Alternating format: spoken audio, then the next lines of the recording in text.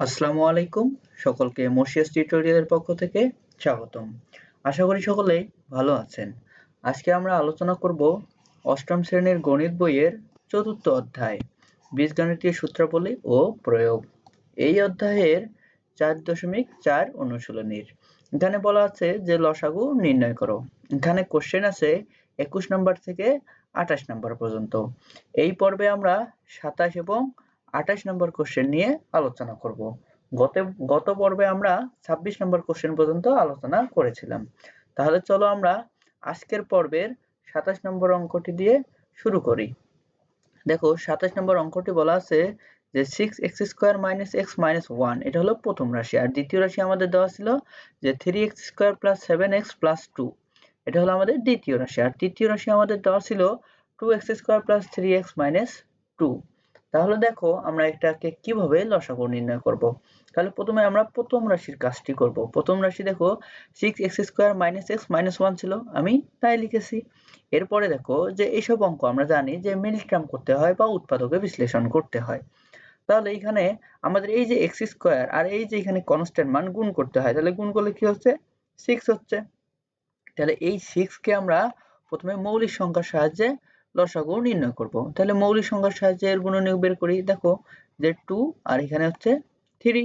ওকে, তাহলে এই যে আমরা এখানে মৌলিক সংখ্যার সাহায্যে যে লসাগু নির্ণয় করলাম, তাহলে এমন ভাবে যোগ বিয়োগ করব যেন আমাদের এই মাঝের পদটি মিলে যায়। তাহলে দেখো তো এখানে এই যে 3 এই যে -3 + 2 যদি আমি নেই, তাহলে দেখো -3 থেকে +2 গেলে -1 থাকতেছে। আমাদের এখানে কিন্তু মাইনাস চিহ্ন আছে। ওকে, তাহলে এখানে আমরা এখন লিখতে পারি যে 6x² ছিল 6x² লিখলাম। এরপরে দেখো এই যে -x কে আমি কিভাবে লিখেছি -3x + 2x, এখানে ক্যালকুলেশন করলে আমাদের এই মাঝের পদটি হচ্ছে। ওকে, এরপরে দেখো এই যে -1 ছিল, এই যে আমি -1 দিলাম। এখন আমি কি করব, কমন নিব। এই দুইটি পদের মধ্যে আমি এখন কমন নিব। তাহলে এখান থেকে কি কমন যায়, 3x কমন যাচ্ছে। তাহলে 6x² থেকে যদি আমি 3x কমন নেই, 3x কমন মানে 3x দ্বারা ভাগ দিব, তাহলে ভাগ দিলে এখানে কি হচ্ছে 2x হচ্ছে।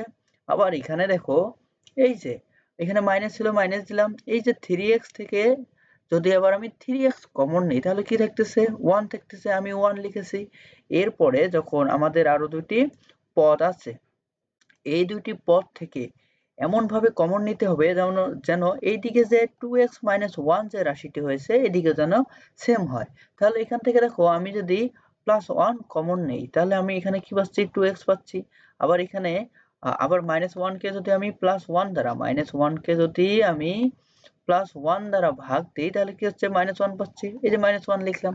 এখন যে দুটো রাশি একই রকম, যে দুটো রাশি একই রকম এই দুটো মিলে আমি একটি রাশি নিব, আর এই যে 3x + 1 মিলে আরেকটি রাশি তৈরি করলাম। এটা হলো আমাদের প্রথম রাশির ক্যালকুলেশন। এরপরে তাহলে চলো আমরা দ্বিতীয় রাশির ক্যালকুলেশনটুকু দেখে নেই। দেখো যে দ্বিতীয় রাশি বলা আছে 3x² + 7x + 2। তাহলে এটাকে আমরা সেম ভাবেই কাজ করব। দেখো এখানে আমি 2 আর 3 গুণ করব। আমরা জানি যে x² এর সহগ আর এই যে কনস্ট্যান্ট মান যেটা থাকে এটা গুণ করতে হয়। তাহলে গুণ করলে কত হচ্ছে 6 হচ্ছে। এই 6 কে মৌলিক সংখ্যার সাহায্যে যদি আমরা উৎপাদক করি, দেখো যদি লসাগু করি তাহলে কি হচ্ছে এখানে 2 দ্বারা যদি ভাগ দেই তাহলে এখানে 3 আসতেছে। এই যে 3 আমি পাইলাম। আবার এই দেখো 3 কে আবার 3 দ্বারা যদি দেই তাহলে দেখো কি হচ্ছে 3 দুগুণে 6 আর এদিকে 1। তাহলে আমি এমন ভাবে গুণ করে যোগ বিয়োগ করলাম যেন আমাদের এই মাঝের পদটি মিলে যায়। তাহলে দেখো তো আমি 6 + 1 লিখতে পারি। তাহলে এই যে এখানে 3x² ছিল 3x² দিলাম। এরপর দেখো এই যে 7x, 7x কে আমরা কিভাবে ভাঙায় নিব যে 6x + 1। তাহলে এখানে 6x 1, আমরা জানি x এর সহগ এখানে কত আছে 1 আছে। এরপরে +2 ছিল +2 দিলাম। এখন আমরা এই দুটি পদের মধ্যে কমন নিব। কমন কি যাচ্ছে 3x কমন যায়, 3x যদি আমি কমন নেই তাহলে x² থেকে 3x কমন নিলে এখানে x থাকতেছে, এরপরে প্লাস প্লাস দিলাম। আবার 6x থেকে যদি আমি 3x কমন নিই তাহলে এখানে আমাদের কি থাকতেছে 2x থাকতেছে। ওকে, এরপরে এই দুইটি পদের মধ্যে আমাদের কমন নিতে হবে। কমন নেওয়ার সময় আমাদের মনে রাখতে হবে এই দিকে যে আমরা রাশিটি তৈরি করছি এদিকেও যেন সেম রাশি আসে। তাহলে এখান থেকে আমি যদি 1 কমন নেই তাহলে দেখো এখানে x, আর এখানে যদি আমি কমন নেই তাহলে এখানে 2 আসতেছে। তাহলে এই দুইটা রাশি একই রকম এই দুইটা রাশি মিলে আমি একটি রাশি নিব আর এই যে 3x + 1 মিলে আরেকটি রাশি তৈরি করব। ওকে, আশা করি সবাই দ্বিতীয় রাশির ক্যালকুলেশনটুকু বুঝে গেছো। যদি বুঝে থাকো তাহলে আমরা চলো তৃতীয় রাশির ক্যালকুলেশনটুকু দেখে নেই। দেখো তৃতীয় রাশি ছিল 2x² + 3x - 2 ছিল। এখানে সেম যে 2 আর 2 আগে গুণ করে নিব, গুণ করলে 4 হচ্ছে। 4 কে আমরা মৌলিক সংখ্যার সাহায্যে ভেঙে নিব, তাহলে এখানে 2 * 2 হচ্ছে। ওকে, এখন দেখো আবার এই যে 2 কে যদি আমি 2 দ্বারা ভাগ দিই তাহলে 1 হচ্ছে। তাহলে এখন দেখো যে এই যে এখানে এমন ভাবে গুণ করে যোগ বিয়োগ করব যেন আমাদের মাঝের পদটি মিলে যায়। তাহলে দেখো তো আমি যদি 2 গুণ করি তাহলে 4 হচ্ছে আর এদিকে 1 আছে। তাহলে এই যে প্লাস, যেহেতু এখানে +3 আছে, এই যে +4 থেকে যদি আমি -1 বাদ দেই তাহলে আমি +3 পাচ্ছি। তাহলে আমাদের মাঝের পদটি মিলে যাচ্ছে। তাহলে আমি কি লিখতে পারি, এখানে 2x² ছিল 2x² দিলাম। এই যে এখান থেকে আমি লিখতে পারি যে 4x - 1, এখানে -2 দিলাম। এরপরে এই দুইটি পদের মধ্যে কি কমন যায়, 2x কমন যায়। 2x কমন নিলাম, তাহলে এখানে x থাকে, এখানে প্লাস দিলাম। আবার 4x থেকে যদি আমি 2x কমন নিই তাহলে এখানে 2 থাকে। আবার এইদিকে আমাদের কি কমন যাচ্ছে, -1 কমন যাচ্ছে। তাহলে -1 কমন নিলে এখানে কি থাকতেছে, x থাকতেছে আর এখানে +2। তাহলে এই যে দুটো রাশি একই রকম, এই দুটো রাশি মিলে একটি নিলাম আর এই যে 2x - 1 মিলে আরেকটি রাশি তৈরি করলাম। এখন আমরা কি করব, লসাগু নির্ণয় করব। আমরা জানি লসাগু নির্ণয় করার বৈশিষ্ট্য কি, যে যেগুলো একই রকম, প্রত্যেক রাশিতে যেগুলো একই রকম দেখতে সেগুলো নিতে হবে এবং যেগুলো একই রকম নয় সেগুলো নিতে হবে। তাহলে দেখো যে আমাদের এই যে প্রথম রাশিতে কি ছিল, 2x - 1। দেখো যে দ্বিতীয় রাশিতে কিন্তু নেই। আবার দেখো যে তৃতীয় রাশিতে 2x - 1 আছে, আবার নিলাম এখানে। ওকে, 2x - 1 নিলাম। এরপরে দেখো যে প্রথম রাশিতে যে 3x + 1 আছে, আবার দ্বিতীয় রাশিতে 3x + 1 আছে, আবার তৃতীয় রাশিতে দেখো যে 3x + 1 নাই, তাহলে আমি নিব 3x + 1 নিব। আবার তৃতীয় রাশিতে দেখো যে x + 2 আছে, দ্বিতীয় রাশিতে দেখো যে x + 2 আছে, কিন্তু প্রথম রাশিতে নেই, তবু আমরা এটা নেব।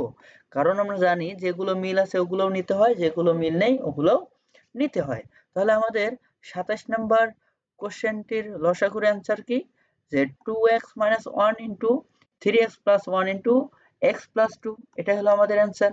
আশা করি সকলেই 27 নম্বর অঙ্কটি বুঝে গেছো। যদি 27 নম্বর অঙ্কটি বুঝে থাকো তাহলে চলো আমরা এখন 28 নম্বর অঙ্কটি করার চেষ্টা করি। দেখো 28 নম্বর অঙ্কটি কি বলা আছে, যে a³ + b³ এখানে প্রথম রাশি দেওয়া আছে, দ্বিতীয় রাশি দেওয়া আছে হলো কি a + b³, আবার তৃতীয় রাশি দেওয়া আছে হলো a² - b² হোল স্কয়ার দেওয়া আছে। আবার চতুর্থ রাশি দেওয়া আছে হলো a² - ab + b² whole square দেওয়া আছে। তাহলে এখন দেখো প্রথম রাশি, এই যে a³ + b³ এটার সমান আমরা কি জানি সূত্র, যে a + b * a² - ab + b², আমি তাই লিখেছি। এরপরে দ্বিতীয় রাশি ছিল a + b³।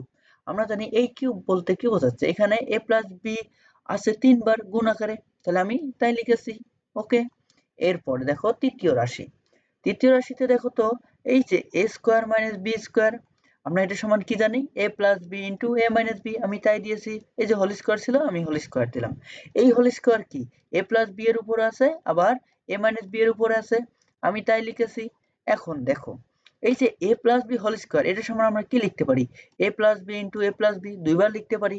আবার a - b হোল স্কয়ার সমান আবার কি লিখতে পারি, a - b * a - b লিখতে পারি। ওকে, এরপরে দেখো চতুর্থ রাশিতে কি ছিল, a² - ab + b² whole square ছিল।